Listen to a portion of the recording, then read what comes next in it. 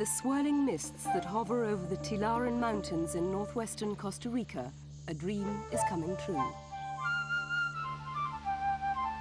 Bosque Eterno de Los Ninos, or the Children's Eternal Forest, is the growing reality of an idea born in the minds of a group of Swedish schoolchildren in 1987, a simple desire to protect a threatened rainforest. A school concert in Monteverde, where the forest is located, in aid of the same idea, the purchase and protection of the first international children's rainforest. Initially, the Swedish children raised money to buy 6 hectares. Then schools around the world joined in. Within 3 years, school groups formed in countries from America to Japan had helped to buy over 7,000 hectares. This year, some of the pupils traveled to Costa Rica to see the forest for themselves at the invitation of the Monteverde Conservation League, the caretaker organization. It's hoped that as the spirit of the children's own forest spreads, enough money will be raised to save more than 17,000 hectares.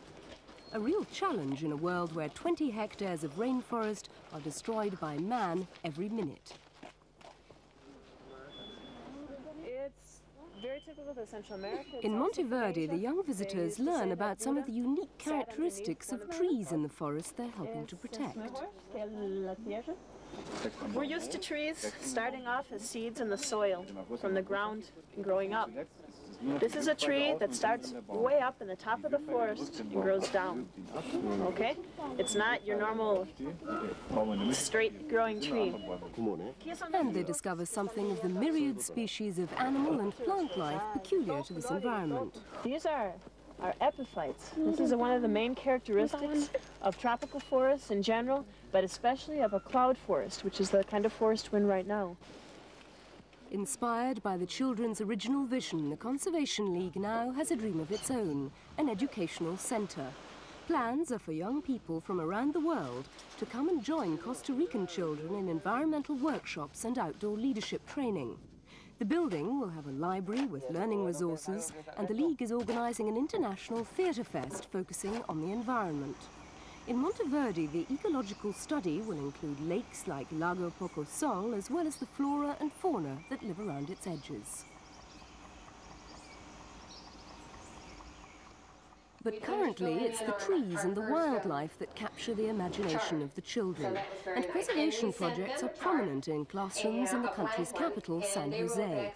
At this English-speaking school, pupils in all grades are made aware of all aspects of the significance of the rainforests, from their value as protectors of water supplies to their aesthetic beauty. The children now see themselves as the guardians of the future. Maybe when your grandchildren or something, they've never seen a rainforest and you think, just because of me, my grandchildren have never seen even a.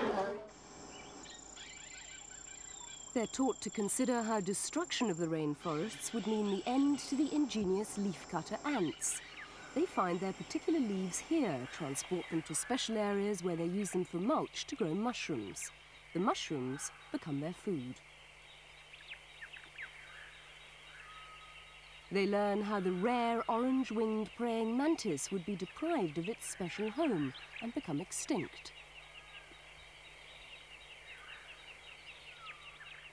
And how the oropendular birds would have no place to build their sock-like hanging nests, now high up in the forest's canopy.